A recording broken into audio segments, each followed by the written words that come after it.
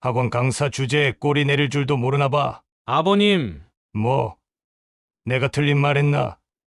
이혼한 여자가 딸 키운다고 고생은 했겠지만, 아버지, 제발 그만하세요. 난 우리 아들이 최소한 은행원이나 공무원 집안하고는 결혼할 줄 알았는데, 이혼한 집안에 학원 강사라니. 제가 학원 강사라서 이혼했다는 이유로 이런 대접을 받아야 하나요? 화리야, 일어나자. 어머, 벌써 가게? 음식도 제대로 못 드셨는데. 이래서 이혼한 집안하고는. 어머니, 왜? 내가 틀린 말 했어. 보란 듯이 나가는 거 봐. 역시 이혼한 집안은 달라. 네, 맞습니다. 전 이혼했고 학원 강사입니다. 하지만 제 딸은 당당하게 키웠어요. 거짓말하고 남을 무시하는 법은 가르치지 않았죠. 앉으세요. 할 말 다 못했어요. 사연을 듣고 난 후 각자의 의견을 댓글로 남겨주시기 바랍니다. 사소한 댓글이라도 사연자분에게 큰 힘이 될 수 있습니다. 각색될 수 있고 사연자분의 입장에서 구성될 수 있습니다. 15해 전의 그날은 영어학원 강의를 마치고 돌아온 평범한 저녁이었습니다. 그녀는 평소와 다름없이 현관문을 열었지만 그날따라 유독 집안이 조용했습니다. 신미순 여사는 25세 시작해 20년 동안 지켜온 결혼 생활이 그날로 완전히 무너질 것이란 생각은 하지 못했습니다. 거실 테이블 위에는 남편의 휴대폰이 놓여 있었습니다. 평소 꼭 들고 다니던 것을 두고 간 것이 이상했습니다. 그때 울리는 문자 알림음. 그녀는 무심코 화면을 받고 그 순간 그의 온 몸이 얼어붙었습니다. 오늘도 좋았어요. 선생님 다음 주에 또 봬요. 발신인은 지민이었습니다. 남편이 4년 전부터 과외를 하던 22살의 제자였습니다. 그는 떨리는 손으로 메시지를 열었고 끝없이 이어지는 대화 내용에 숨이 막혔습니다. 엄마, 괜찮아? 거실에 서 있는 그를 보고 15살이던 딸 화리가 물었습니다. 그는 아무 말도 할 수 없었습니다. 눈물만 흘렸습니다. 다음 날 그는 남편을 기다렸습니다.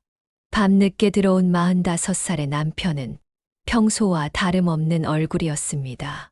당신, 지민이랑 뭐야? 그의 질문에 남편은 잠시 굳었다가 이내 체념한 듯한 표정을 지었습니다. 미안해. 단 한마디, 20년 결혼 생활에 대한 사과가 고작 이 한마디였습니다. 이게 다야? 4년이나 날 속였는데? 그의 목소리가 떨렸습니다. 더 이상 못 참겠어. 난 지민이가 필요해. 남편의 말에 그는 쓰러질 것 같았습니다. 엄마, 아빠, 제발. 화리가 울며 매달렸지만 이미 돌이킬 수 없는 상황이었습니다.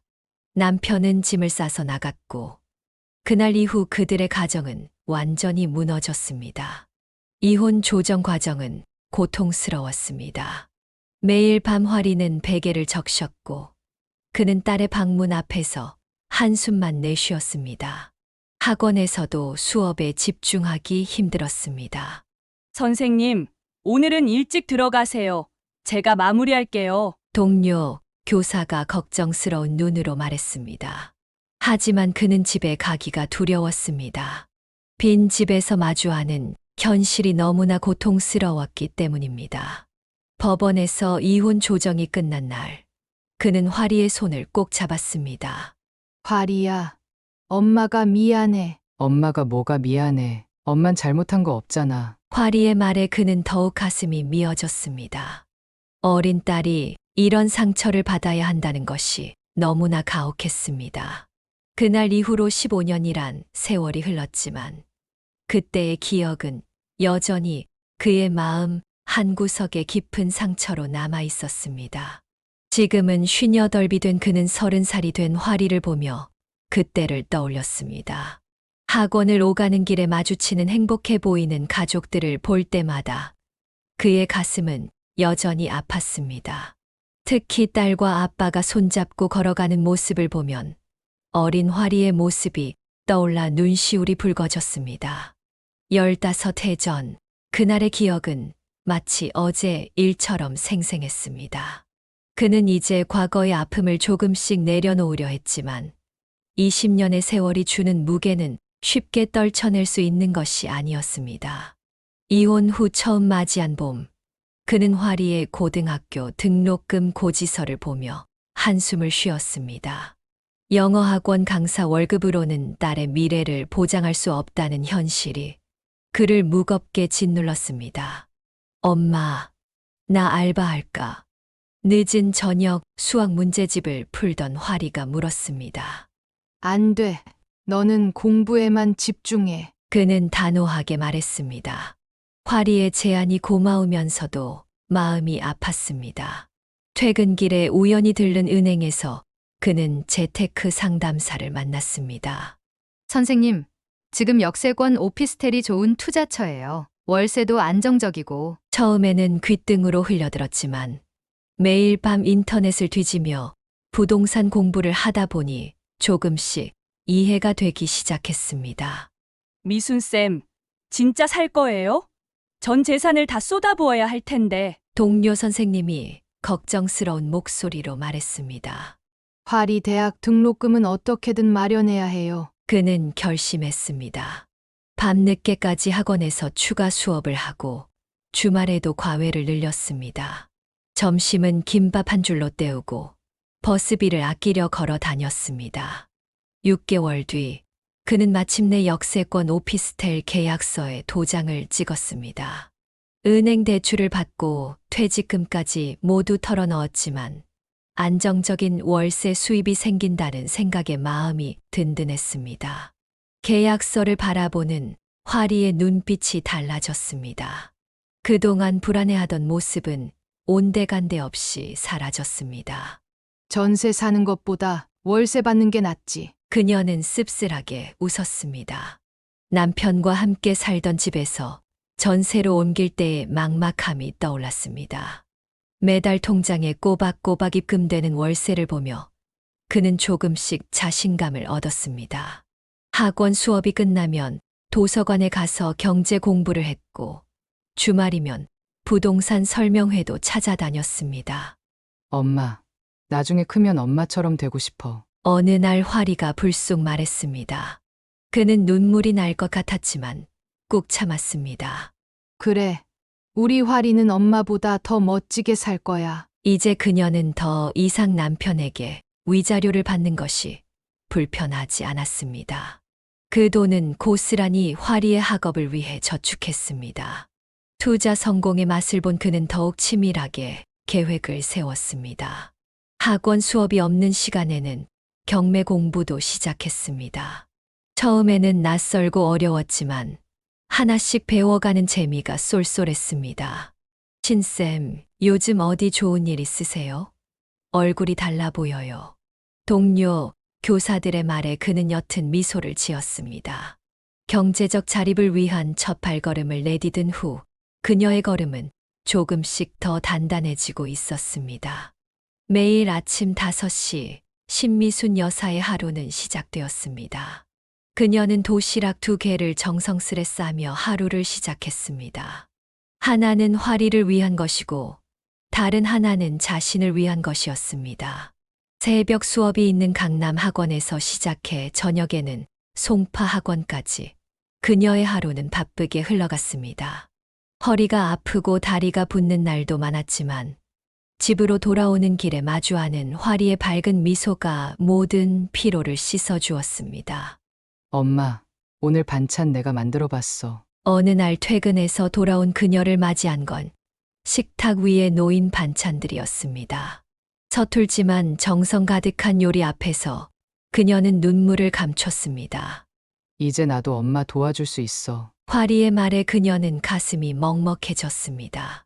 17이 된 딸은 어느새 키도 크고 마음도 커져 있었습니다. 엄마, 이거 봐. 알바비로 산 거야. 현관문 앞에 놓인 작은 건조기를 보며 화리가 자랑스레 말했습니다. 그녀가 만류했지만 화리는 주말 아르바이트를 시작했다고 했습니다. 공부할 시간은 챙기고 있는 거지? 당연하지. 엄마가 얼마나 힘들게 일하시는데 나도 뭐라도 해야지. 매일 아침 일찍 일어나 빨래를 개고 설거지를 하고 방 청소까지 하는 화리를 보며 그녀는 미안함과 고마움이 교차했습니다. 선생님, 따님이 정말 착하네요. 어쩜 저리 철이 일찍 들었대요? 같은 학원에서 일하는 동료 강사의 말에 그녀는 쓸쓸한 미소를 지었습니다. 철이 일찍 든 게 아니라 철이 들 수밖에 없었던 상황이었기 때문입니다. 주말이면 그녀와 화리는 장을 보러 갔습니다. 화리는 세일 상품을 찾아다니며 꼼꼼하게 가격을 비교했고 저녁거리를 고르면서도 항상 엄마의 입맛을 먼저 생각했습니다. 화리야, 너는 내 것도 사. 난 엄마랑 같이 먹는 게 더 좋아. 때로는 딸이 너무 일찍 어른이 되어버린 것 같아 그녀의 마음이 아팠습니다. 하지만 화리는 오히려 그녀를 위로했습니다. 엄마, 나 요즘 정말 행복해. 엄마랑 둘이 사는 게 좋아. 퇴근길에 마주한 높은 학원비 청구서에 한숨을 쉬던 날, 화리가 건넨 편지는 그녀의 마음을 따뜻하게 했습니다. 우리 엄마가 최고야. 이렇게 열심히 사는 엄마가 자랑스러워. 그녀는 편지를 읽다가 눈물이 났습니다. 힘들 때마다 이렇게 위로가 되어주는 딸이 있어 행복했습니다. 시간이 흐를수록 그녀와 화리는 더욱 가까워졌습니다. 이제는 말하지 않아도 서로의 마음을 이해할 수 있었고, 작은 눈빛만으로도 통하는 사이가 되었습니다. 어려운 시기를 함께 이겨내며 그들은 서로에게 더없이 소중한 존재가 되어갔습니다. 그녀는 이제 더 이상 과거의 상처에 머무르지 않았습니다. 딸과 함께 만들어가는 새로운 일상이 그녀의 삶을 채워주고 있었기 때문입니다. 세월은 화살처럼 빠르게 지나갔습니다. 화리는 어머니의 헌신 덕분에 명문대학교 영문과에 합격했고, 그녀는 딸의 합격 소식에 밤새 눈물을 흘렸습니다.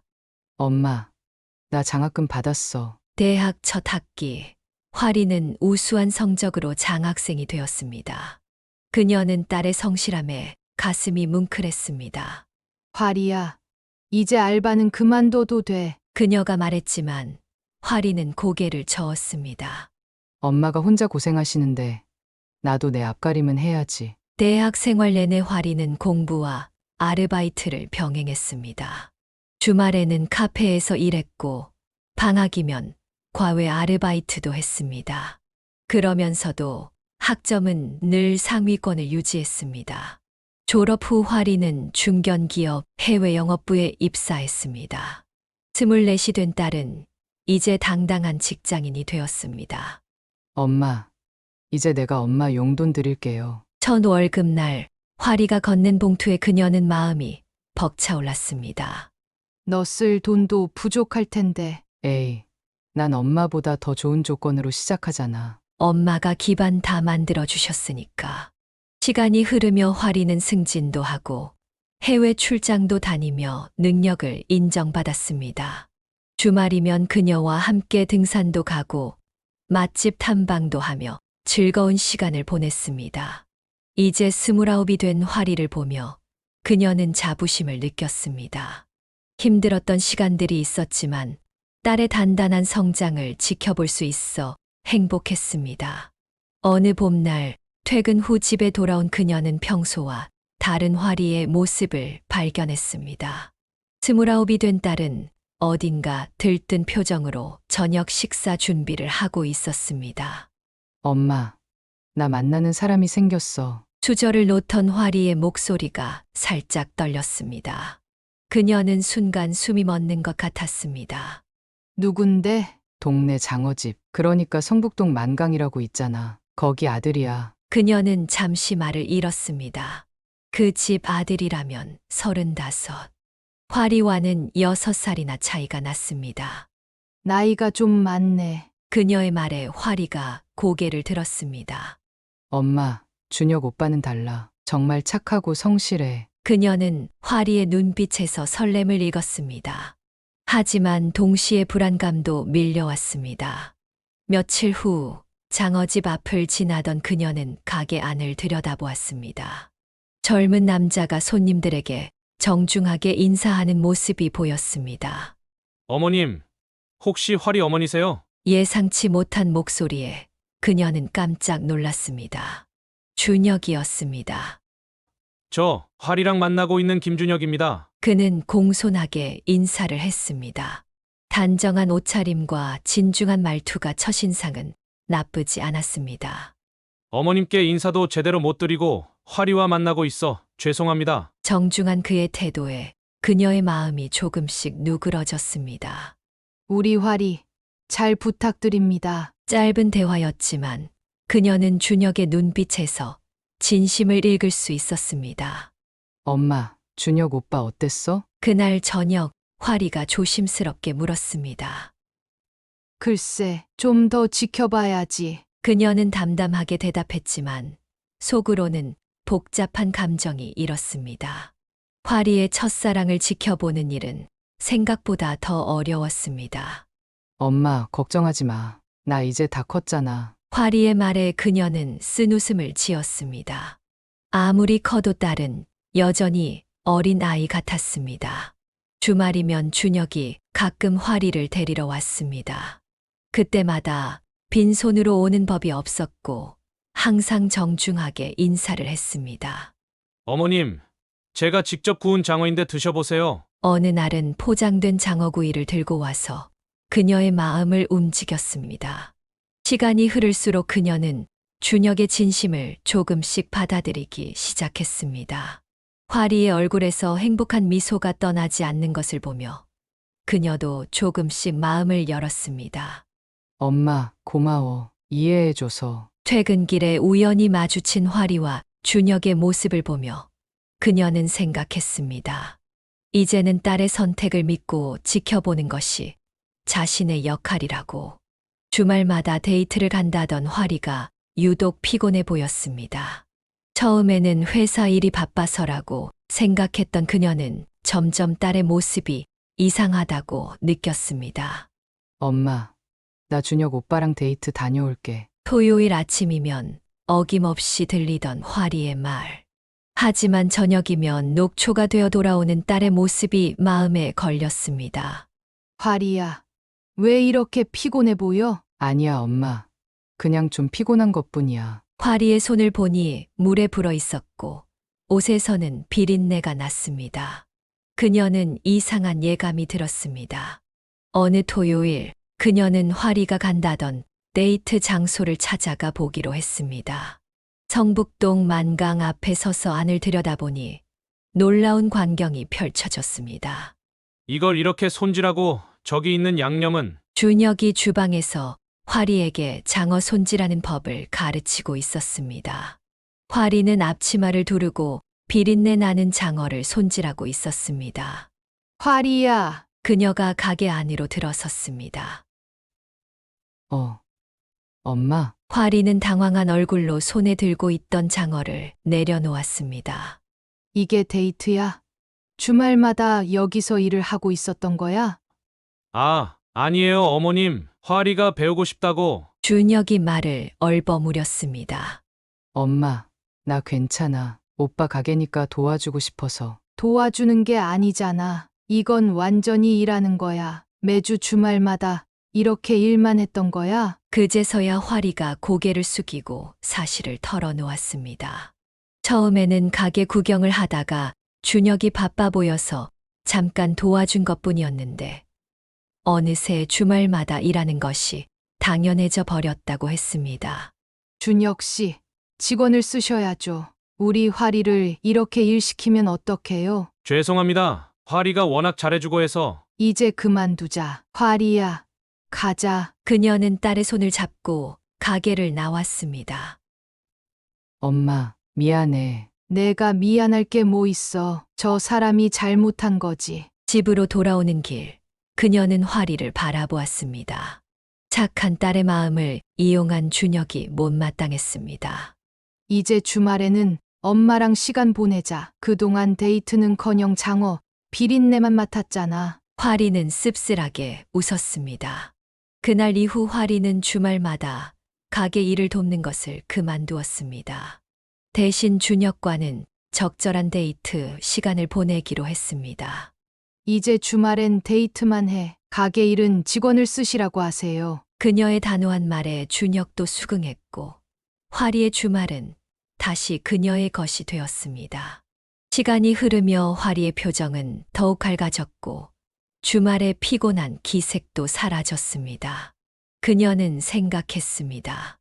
때로는 사랑하는 사이일수록 서로의 선을 지켜주는 것이 중요하다고. 어느 봄날 저녁 화리가 퇴근하고 돌아와 그녀의 방을 조심스레 노크했습니다. 평소보다 늦은 시간이었고 화리의 발걸음에는 망설임이 묻어 있었습니다. 엄마, 잠깐 이야기 좀 할까? 평소와 다른 진지한 목소리에 그녀는 긴장했습니다. 책을 읽고 있던 손에서 자연스레 책갈피가 떨어졌습니다. 나 준혁 오빠랑 결혼하고 싶어. 그녀는 순간 숨이 멎는 것 같았습니다. 1년 동안의 연애가 결혼으로 이어질 것이라 예상은 했지만 이렇게 빨리 그 말이 나올 줄은 몰랐습니다.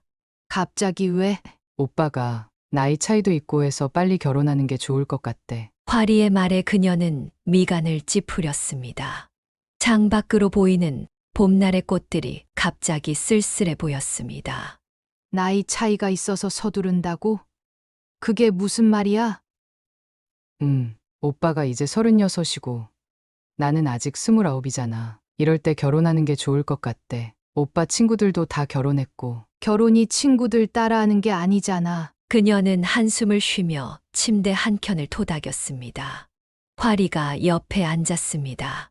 화리야, 결혼은 두 사람이 정말 준비가 됐을 때 하는 거야. 나이 차이 때문에 서두를 일은 아니지. 그녀는 차분하게 말을 이었습니다.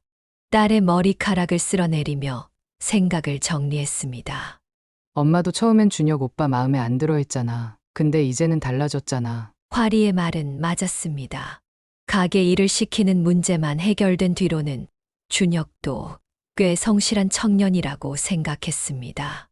명절에 가져오는 장어구이의 맛도 일품이었고 화리를 대하는 태도도 나쁘지 않았습니다. 결혼은 연애랑 달라. 두 사람의 삶이 완전히 얽히는 거야. 나 이제 회사에서도 자리 잡았고 오빠도 가게가 안정됐잖아. 엄마가 늘 하시던 말씀처럼 경제적인 준비도 됐다고 생각해. 화리가 진지한 눈빛으로 말했습니다. 그녀는 마음 한켠이 아려왔습니다. 언제 이렇게 의젓해진 걸까요? 준혁 오빠가 어제 정식으로 프로포즈했어. 화리의 말에 그녀는 놀랐습니다. 그래서 뭐라고 했어? 아직 대답은 안 했어. 엄마한테 먼저 말씀드리고 싶어서. 그녀는 잠시 생각에 잠겼습니다. 예전의 화리라면 설렘에 들떠서 바로 대답했을 텐데 이렇게 신중하게 생각하는 모습이 대견하면서도 한편으로는 마음이 아팠습니다. 나이 차이 때문이라는 게 영 이해가 안 되는구나. 오빠가 부모님의 압박도 있고 그래서 조금 서두르는 것 같아. 그녀는 눈썹을 찌푸렸습니다. 부모님의 압박이라 문득 불편한 예감이 들었습니다. 화리야, 혹시 준혁 씨 부모님이 뭐라고 하시던가? 아직 한 번도 뵌 적 없어. 화리의 대답에 그녀는 더욱 걱정이 되었습니다. 1년이나 만났는데 부모님을 한 번도 못 만났다니. 이번 주말에 준혁 씨 부모님이랑 한번 만나보자. 결혼은 두 사람만의 일이 아니야. 특히 장어집이라는 가업이 있는 집안이니 앞으로 화리가 감당해야 할 일들이 많을 것이라 생각했습니다. 지난번 가게 일을 시켰던 일도 마음에 걸렸습니다. 정말? 엄마, 화리가 그녀를 꼭 안았습니다. 하지만 그녀의 마음속에는 여전히 걱정이 가득했습니다. 결혼이라는 것이 단순히 두 사람의 사랑만으로 이뤄지는 것이 아님을 그녀는 너무나 잘 알고 있었습니다. 주말에 만나면 궁금한 것 많이 여쭤보자. 특히 왜 서두르시는지. 저녁 내내 그녀는 잠을 이루지 못했습니다. 창밖으로 보이는 달빛이 어쩐지 차가워 보였습니다. 화리의 앞날에 어떤 일들이 기다리고 있을지, 이 결정이 정말 옳은 것인지 밤새도록 고민했습니다. 그래도 우리 화리가 이렇게 의젓하게 커서 빗물 같은 것이 눈가에 맺혔습니다. 딸의 행복을 위해 이 결정이 섣부르지는 않은지 꼭 확인해야 했습니다. 어느 저녁 그녀는 우연히 화리의 통화 소리를 듣게 되었습니다. 평소와 다른 화리의 목소리 톤에 발걸음을 멈추었습니다. 응, 오빠, 우리 집은 그냥 아빠가 돌아가신 지 오래됐어. 그녀는 순간 숨이 멎는 것 같았습니다. 그래서 엄마가 혼자 날 키우신 거야. 응, 맞아. 화리의 말 한마디 한마디가 그녀의 가슴을 파고들었습니다. 자신의 이혼 사실을 딸이 숨기고 있다는 것을 처음 알게 된 순간이었습니다. 화리야, 그녀가 문을 열자 화리는 깜짝 놀라 전화를 끊었습니다. 엄마, 방금 그 말 무슨 뜻이니? 화리의 얼굴이 창백해졌습니다. 한동안 침묵이 이어졌습니다. 미안해, 엄마. 준혁 오빠가 이혼한 가정에 대해 되게 안 좋게 생각해서. 그녀는 가슴 한구석이 무너져 내리는 것을 느꼈습니다. 15년 전의 그 아픈 기억이 다시 되살아났습니다. 오빠가 그러더라고. 이혼한 가정의 자녀들은 결혼해서도 이혼할 확률이 높다고. 화리의 눈에서 눈물이 흘렀습니다. 그래서 난 그냥 아빠가 돌아가신 걸로. 그녀는 한동안 말을 잇지 못했습니다. 온몸에서 힘이 빠지는 것 같았습니다. 그동안 계속 이렇게 얘기했던 거야? 응, 화리의 작은 대답에 그녀의 마음은 더욱 아파왔습니다. 그 모든 세월 화리를 위해 헌신했던 시간들이 한순간에 부정당하는 것 같았습니다. 엄마. 나 나쁜 딸이지? 화리가 흐느끼며 그녀를 바라보았습니다. 아니야. 이런 상황 만든 내 잘못이지. 담담하게 대답했지만 목소리가 떨렸습니다. 그날 밤 그녀는 오랜만에 일기장을 펼쳤습니다. 15년 전 이혼을 결심하던 때의 일기들을 하나하나 읽어 내려갔습니다. 화리야, 엄마가 힘들어도 널 꼭 잘 키울게. 우리 둘이 행복하게 살자. 눈물이 일기장을 적셨습니다. 그 시절 온갖 어려움 속에서도 화리만 바라보며 살아왔던 날들이 주마등처럼 스쳐 지나갔습니다. 출근길 회사 동료들과 이야기를 나누다가도 학원에서 수업을 하다가도 문득문득 마음이 아려왔습니다.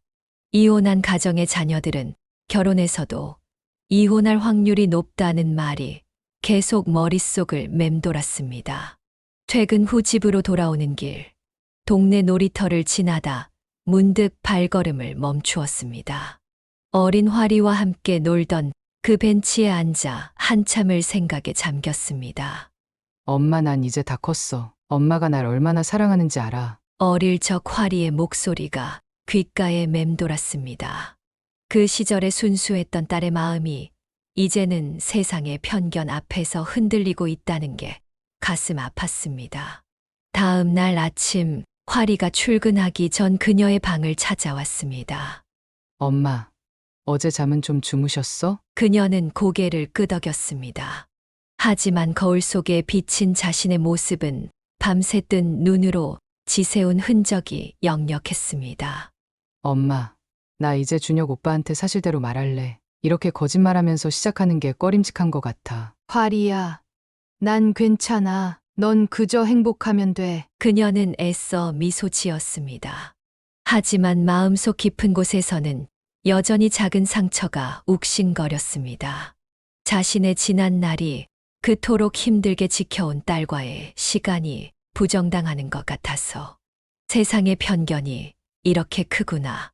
자신이 겪었던 그 모든 시간들이 누군가에게는 그저 통계의 한 숫자일 뿐이라는 게 서글펐습니다. 매일 밤 거울 속 자신에게 내일은 또 다른 날이야 라고 속삭였지만 거울 속의 그녀는 점점 더 지쳐 보였고 눈가의 주름은 더욱 깊어만 갔습니다. 예약된 한정식집 앞에서 그녀와 화리는 1시간을 넘게 기다려야 했습니다. 초여름의 뜨거운 햇볕이 등을 지지는 듯했습니다. 죄송해요. 가게가 바빠서. 준혁의 목소리였습니다. 그가 부모님과 함께 모습을 드러냈을 때 그녀는 놀라움을 감출 수 없었습니다. 땀에 절은 셔츠와 기름때가 묻은 바지 차림이었습니다. 아이고, 날씨도 덥고 오래 기다리셨죠? 준혁의 어머니는 화장기 없는 얼굴로 대충 묶은 머리를 한 채였습니다. 아버지는 아예 작업복 차림 그대로였습니다. 아, 네. 화리가 당황한 목소리로 대답했습니다.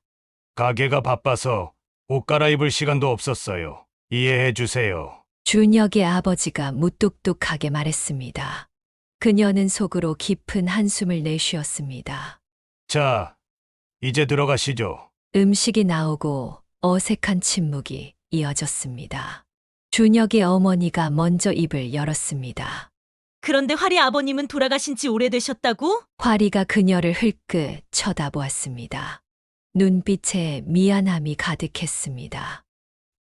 아, 그게 화리가 말을 머뭇거리는 사이 준혁이 불쑥 말을 꺼냈습니다.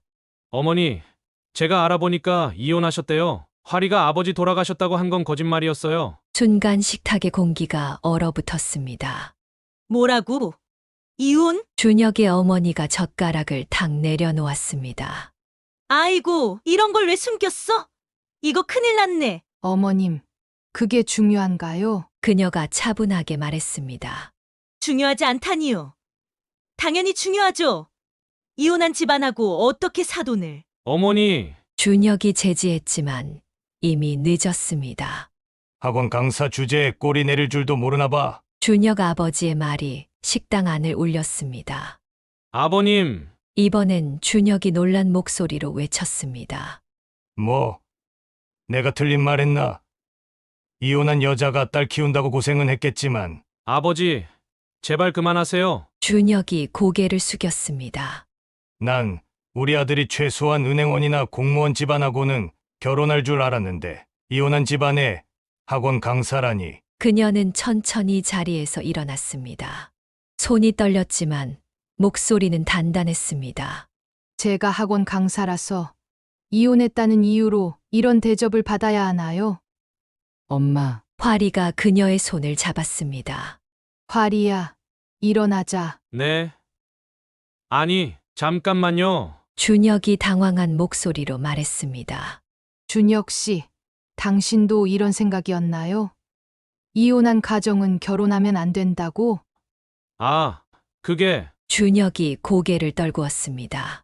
그동안 우리 화리가 거짓말을 한 게 당신의 그런 생각 때문이었더군요. 죄송합니다. 하지만 전 됐어요. 이제 다 알았으니까. 그녀가 자리에서 일어서려는 화리의 손을 잡았습니다. 어머, 벌써 가게? 음식도 제대로 못 드셨는데. 준혁 어머니의 비아냥거리는 말이 들렸습니다. 이래서 이혼한 집안하고는. 어머니, 준혁이 다시 한번 소리쳤습니다. 왜? 내가 틀린 말 했어. 보란 듯이 나가는 거 봐. 역시 이혼한 집안은 달라. 네, 맞습니다. 전 이혼했고 학원 강사입니다. 하지만 제 딸은 당당하게 키웠어요. 거짓말하고 남을 무시하는 법은 가르치지 않았죠. 그녀의 말이 식당 안에 무겁게 울렸습니다. 준혁 부모의 얼굴이 일그러졌고 주변 테이블의 손님들이 이쪽을 흘끔거렸습니다. 엄마, 화리가 그녀의 손을 꼭 잡았습니다. 눈물이 그렁그렁한 화리의 눈에서 무언가가 번쩍였습니다. 순간의 정적이 흘렀습니다. 그녀가 자리에서 일어나려는 찰나 준혁의 어머니가 날카롭게 말을 던졌습니다. 앉으세요. 할 말 다 못했어요. 그녀는 잠시 망설이다 다시 자리에 앉았습니다.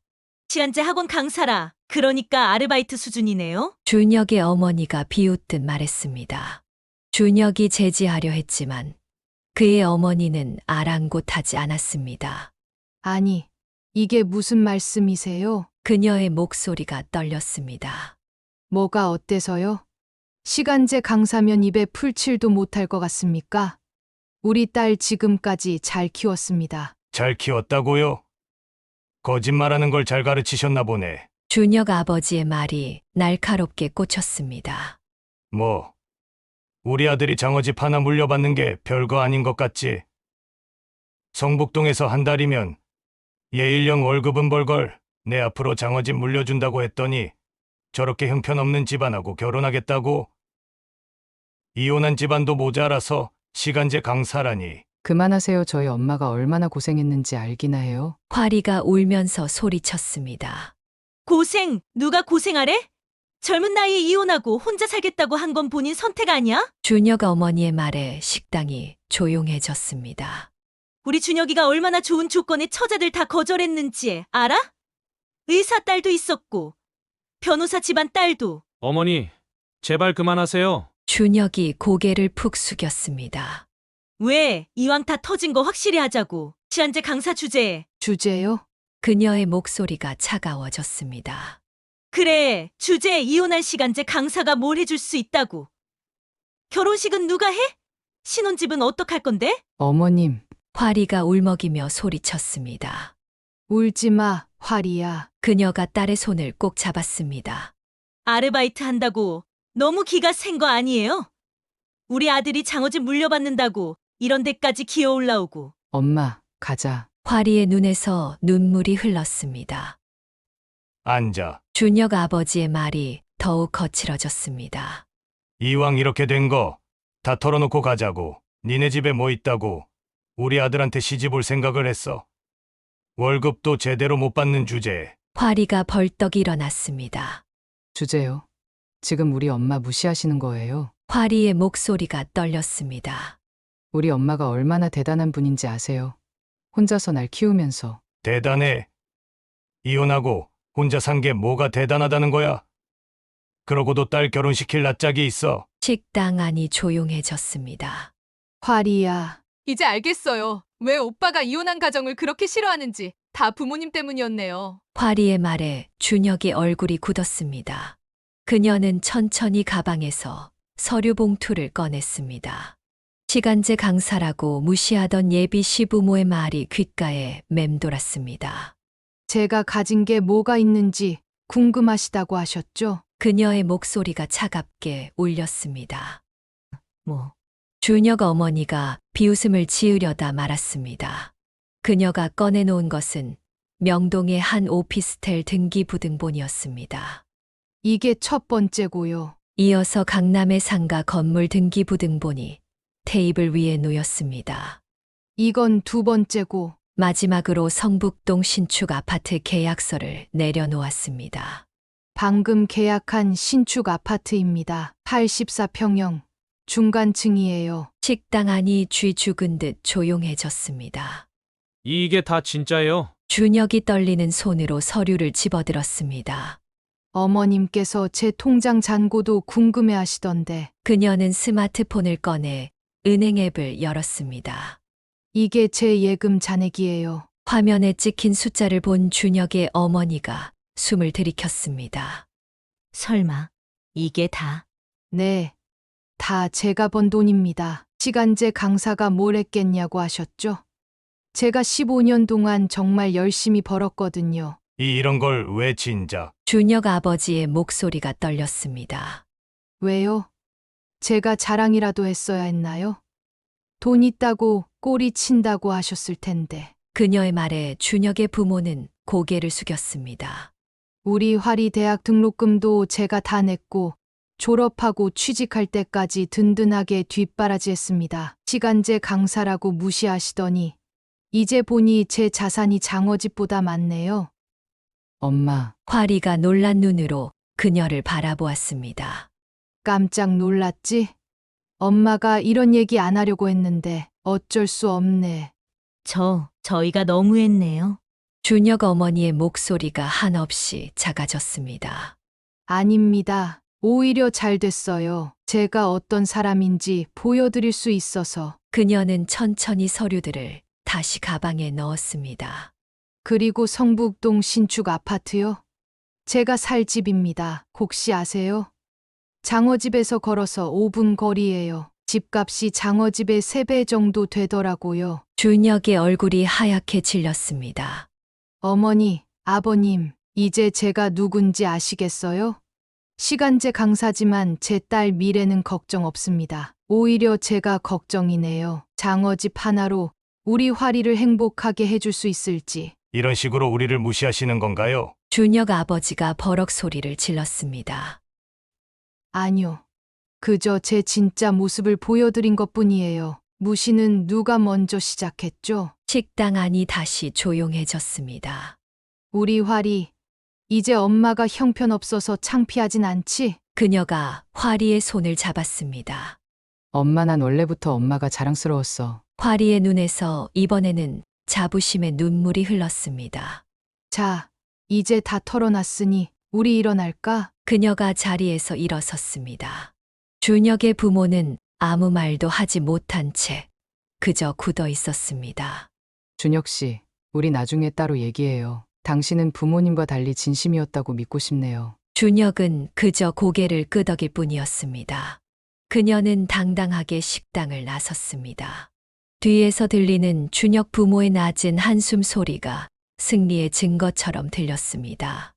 다음 날 아침부터 준혁의 어머니가 화리에게 연락을 해왔습니다. 화리야, 어제는 정말 미안했어. 내가 잘못했다. 우리 다시 한번 만나서 얘기하면 안 될까? 불과 하루 전과는 전혀 다른 목소리였습니다. 어머님, 어머님은 무슨 불편하게 엄마라고 해. 우리 준혁이가 너무 속상해 하더라. 화리는 어색하게 전화를 끊었지만 곧이어 문자 폭탄이 시작됐습니다. 우리 집에 와서 식사라도 해요. 준혁이가 장어 특별히 구워놨어요. 어제 일은 다 잊어주세요. 준혁도 달라졌습니다. 화리야, 우리 부모님이 너무 죄송하다고 하시네. 나도 미안해. 오빠, 그동안 내가 몰랐어. 내 어머님이 얼마나 대단하신 분인지. 준혁의 목소리에는 전에 없던 아첨이 묻어났습니다. 내가 어제 많이 놀랐어. 그 정도 자산이면 우리 장어집 10개는 되겠던데? 화리는 마음이 불편했습니다. 다음 날 준혁의 아버지까지 나섰습니다. 화리의 회사 앞으로 찾아온 것입니다. 화리야, 아버지 좀 봐주면 안 되겠니? 아버님, 내가 너무했다. 용서해 다오. 우리 준혁이랑 잘 되어야 하는데. 그의 목소리는 한없이 낮아져 있었습니다. 청북동 신축 아파트라고 하셨죠? 우리 가게랑 정말 가깝네요. 앞으로 매일 뵈야 할 텐데. 준혁의 부모는 집요했습니다. 퇴근길에 화리를 기다리고 주말에는 집 앞까지 찾아왔습니다.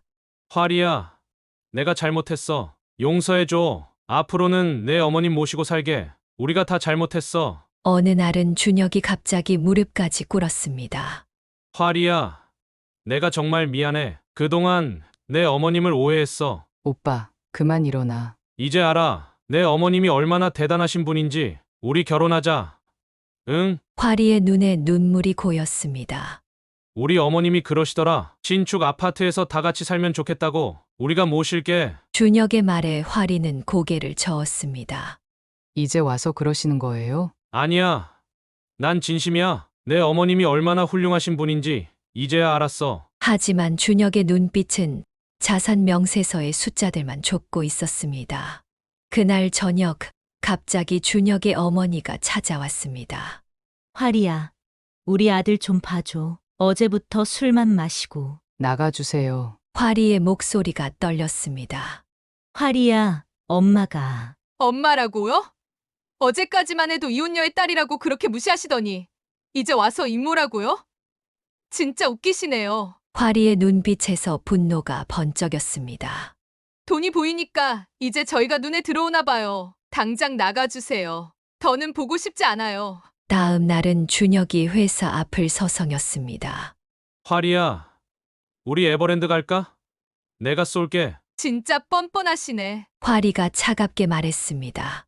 화리야, 나 진짜. 그만하시죠. 쇼핑백은 가져가세요. 전 당신이 사준 옷 따위 입고 싶지 않아요. 화리의 눈빛이 매서웠습니다. 어제까지 이혼한 집안 자식이라고 못마땅해 하고 당신 부모님이 막말할 때 말리지도 못하더니 이제 와서 무슨 돈이 보이니까 환장하셨나 봐요. 이제 보니까 당신 정말 한심하네요. 준혁 씨, 이제 그만하시죠. 결국 그녀가 나서야 했습니다. 아, 어머님. 준혁이 깜짝 놀라 뒤돌아보았습니다. 우리 화리는 앞으로 만나지 마세요. 돈이 보이니까 이제 이혼한 가정도 괜찮아진 건가요? 아닙니다. 제가 진심으로. 진심이요. 그럼 왜 자꾸 자산 얘기만 하시죠? 우리 딸 행복은 생각도 안 하시고. 준혁은 대답하지 못했습니다. 그의 손에 들린 쇼핑백이 서글프게 흔들렸습니다. 화리는 준혁의 끈질긴 연락을 거절하며 회사 일에 집중했습니다. 하지만 그날 점심시간 우연히 만강에서 일하던 아르바이트생을 마주치게 되었습니다. 저 화리 씨 맞으시죠? 마침 그 아르바이트생도 퇴사를 고민하던 참이었습니다. 요즘도 그곳 상황이 별로인가 봐요. 화리의 물음에 아르바이트생이 깊은 한숨을 내쉬었습니다.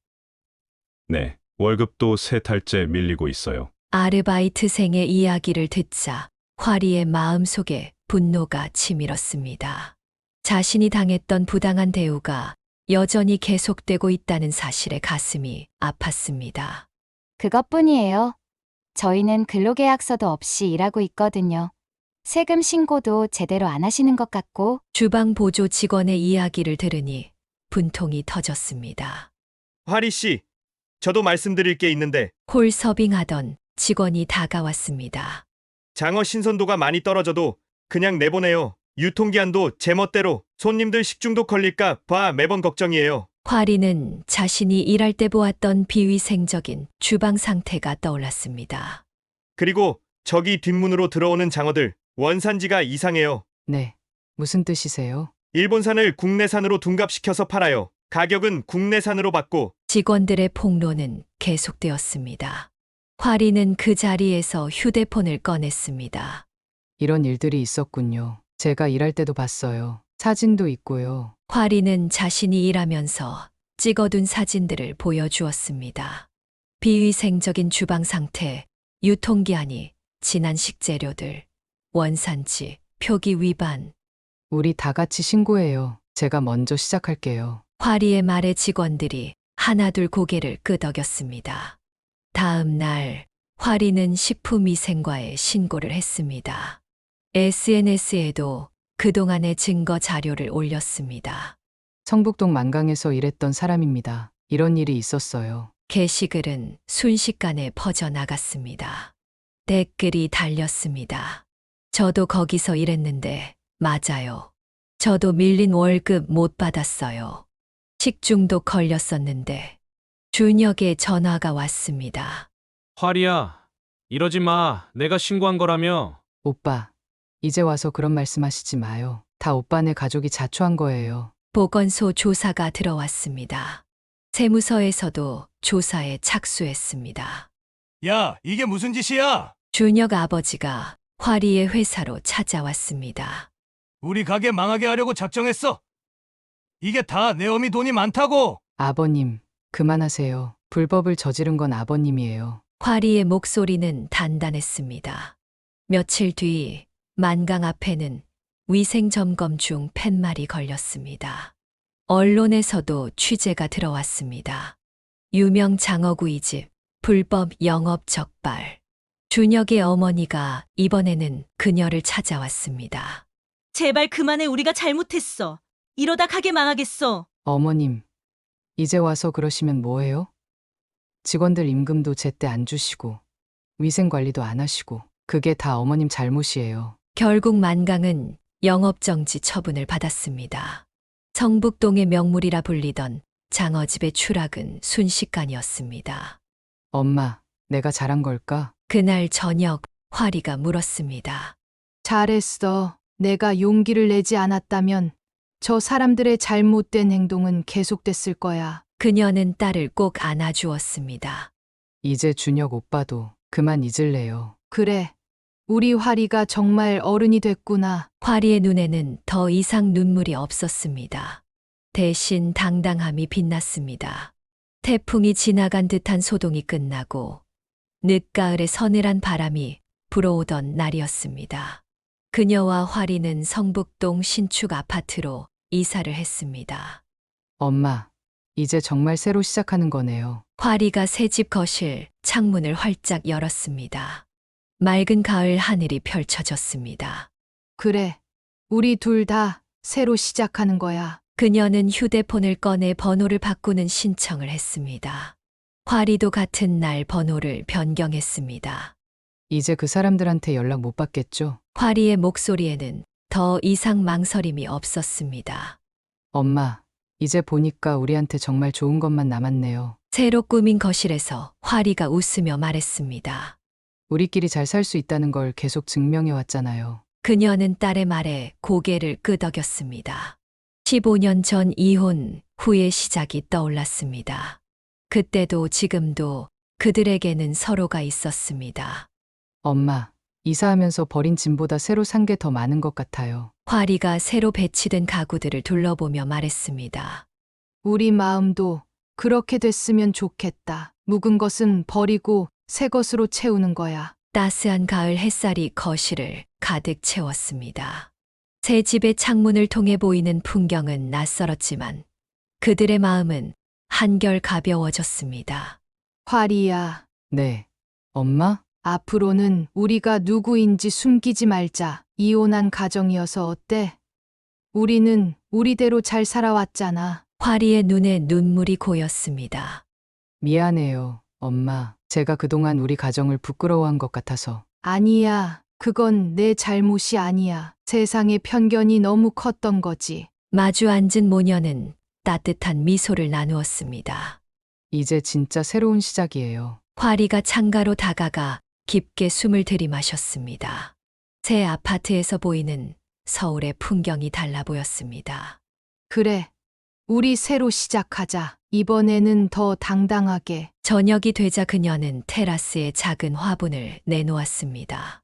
봄에 피어날 꽃을 기다리며 새로운 계절을 맞이할 준비를 했습니다.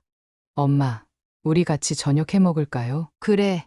오늘은 특별한 날이니까 우리 둘이 요리하자. 주방에서 들리는 모녀의 웃음소리가 새 집을 따뜻하게 채웠습니다. 이제 그들에게는 새로운 이야기가 시작되고 있었습니다. 겨울바람이 매서워질 무렵 성북동의 풍경이 바뀌고 있었습니다. 30년간 그 자리를 지켜온 만강 장어집 앞에 임대현 수막이 걸렸습니다. 위생 점검 이후 손님들의 발길이 뚝 끊겼고 세무조사까지 겹치면서 가게는 급속도로 기울어갔습니다. 장어집 앞을 지나는 사람들의 수군거림이 이어졌습니다. 저기 맛집이라고 하더니 알고 보니 원산지를 속였대. 직원들 임금도 제때 안 줬다면서. 식중독 걸린 사람도 있었다고 하더라. 한때 동네를 대표하는 맛집이었던 만강은 이제 사람들의 불신과 조롱의 대상이 되었습니다. 준혁의 가족은 필사적으로 가게를 살리려 했습니다. 메뉴 가격을 내리고 직원들에게 밀린 임금을 지급하겠다고 약속했지만 이미 신뢰는 무너진 뒤였습니다. 아버님, 이제 그만하시죠. 더 이상 버티기 힘들어요. 준혁이 한숨을 쉬며 말했지만 그의 아버지는 고집을 부렸습니다. 내가 30년을 일군 가게야. 이대로 무너질 순 없어. 하지만 현실은 냉혹했습니다. 세무조사 결과가 나오면서 밀린 세금이 발목을 잡았고 위생점검 과정에서 적발된 불법 행위들로 인한 과태료도 만만치 않았습니다. 결국 준혁의 아버지는 임대 계약을 포기했습니다.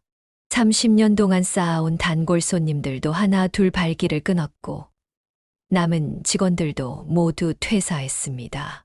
이 동네가 이제 너무 비싸졌어. 우리 같은 영세 상인은 버티기 힘들어. 준혁 아버지의 한숨 소리가 골목을 채웠습니다. 하지만 동네 사람들은 알고 있었습니다. 임대료 때문이 아니라 그들의 불법과 오만이 가게를 망하게 했다는 것을. 돈이면 다 되는 줄 알았지. 준혁의 어머니가 텅 빈 가게를 바라보며 중얼거렸습니다. 남의 딸 무시하고 직원들 함부로 대하고 우리가 잘못했어. 마지막 영업일, 준혁의 어머니는 주방 구석에 앉아 울었습니다. 30년 동안 지켜온 자리를 하루아침에 잃게 된 것입니다. 어머니, 우리가 잘못했잖아요. 돈이 보이니까 눈이 멀어서. 준혁도 더 이상 할 말이 없었습니다. 그가 그토록 자랑스러워하던 가업은 이제 역사 속으로 사라지게 된 것입니다. 당신, 이제 어떡하지? 준혁의 어머니가 남편을 바라보았습니다. 한때 동네에서 가장 잘 나가는 장어집 사장이었던 남편은 이제 허름한 작업복 차림의 늙은 남자일 뿐이었습니다. 가게 앞에 붙은 임대의 현수막이 겨울바람에 펄럭였습니다. 간판을 내리는 날, 준혁의 아버지는 마지막으로 가게를 둘러보았습니다. 내가 너무 교만했나? 그의 한숨 소리가 텅 빈 가게에 메아리 쳤습니다. 30년의 역사를 자랑하던 성북동의 명물 만강은 결국 자신들의 오만과 욕심으로 이내 문을 닫게 되었습니다. 준혁은 이제 새로운 직장을 알아봐야 했습니다. 더 이상 장어집 사장의 아들이 아닌 그저 평범한 취업 준비생이 된 것입니다. 그의 어깨는 한없이 무거워 보였습니다. 봄이 찾아온 어느 날, 화리는 회사 업무로 만난 동갑내기 김민수와 인연이 시작되었습니다. 협력사 과장으로 일하는 그는 첫 만남부터 예의 바른 모습이 인상적이었습니다. 신 대리님, 지난번 보내주신 자료 정말 도움이 많이 됐습니다. 민수의 진중한 말투와 따뜻한 미소가 화리의 마음을 조금씩 열었습니다. 김 과장님도 보내주신 피드백이 큰 도움이 됐어요. 두 사람은 자연스럽게 가까워졌습니다. 퇴근 후 함께 마시는 커피, 점심시간에 나누는 대화가 쌓여갔습니다. 어머니 혼자 키우셨다고요? 정말 대단하신 것 같아요. 민수는 화리의 가정환경을 자연스럽게 받아들였습니다. 우리 어머니도 그러시거든요. 맞벌이 하시면서 저희 남매 키우시느라 고생 많으셨죠. 그의 말에 화리는 가슴이 따뜻해졌습니다. 신 대리님 어머님께 인사드리고 싶은데 실례일까요? 어느 날 민수가 조심스럽게 물었습니다. 괜찮으시다면 제가 존경하는 두 분을 한자리에서 뵙고 싶어서요. 그의 진심 어린 말에 화리는 미소 지었습니다. 주말 그녀의 집에서 첫 만남이 이루어졌습니다. 어머님, 처음 뵙겠습니다. 김민수라고 합니다. 민수는 정중하게 인사를 했고 정성스럽게 준비한 꽃다발을 건넸습니다. 어머님께서 키우신 화리 씨를 정말 좋아하고 존경합니다. 그의 말에 그녀는 깊은 감동을 받았습니다. 준혁과는 다른 진정성 있는 태도가 느껴졌기 때문입니다. 어머님, 제가 화리 씨와 진지하게 만나고 싶습니다. 민수의 청솔한 고백에 그녀는 따뜻한 미소를 지었습니다. 우리 화리를 좋아해 주셔서 감사해요. 저녁 식사 자리는 화기애애했습니다. 민수는 자신의 이야기를 솔직하게 들려주었고 그녀도 차츰 마음을 열었습니다. 어머니, 앞으로 자주 찾아뵐게요. 제가 성실하게 화리 씨를 행복하게 해드리겠습니다. 돌아가는 민수의 뒷모습을 보며 화리가 말했습니다. 엄마, 이번에는 진짜일 것 같아요. 그래, 나도 그렇게 느껴졌어. 그녀는 딸의 행복한 표정을 보며 안도했습니다. 이제야 화리가 진정한 사랑을 만난 것 같아서였습니다. 민수 씨는 달라요. 나를 있는 그대로 봐주는 것 같아서. 화리의 눈빛이 달라졌습니다. 더 이상 불안하거나 초조해하지 않았습니다. 사람을 보는 눈이 생겼구나. 그녀는 딸의 어깨를 감싸 안았습니다. 이제 화리는 진정한 사랑을 시작할 준비가 된 것 같았습니다. 봄볕이 따스한 어느 날, 그녀는 회사에서 승진 소식을 전해온 화리와 마주 앉아 있었습니다. 이제는 어엿한 과장이 된 딸의 모습에서 세월의 흐름을 느꼈습니다.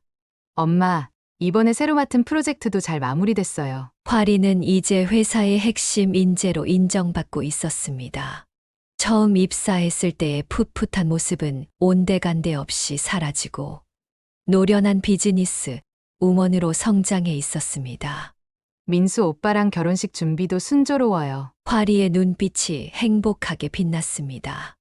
약혼한 지 6개월, 두 사람은 천천히 결혼 준비를 해나가고 있었습니다. 어머님, 주말에 저희 부모님께서 찾아뵙고 싶다고 하십니다. 민수의 부모님은 매번 방문할 때마다 정성스러운 마음을 담아왔습니다.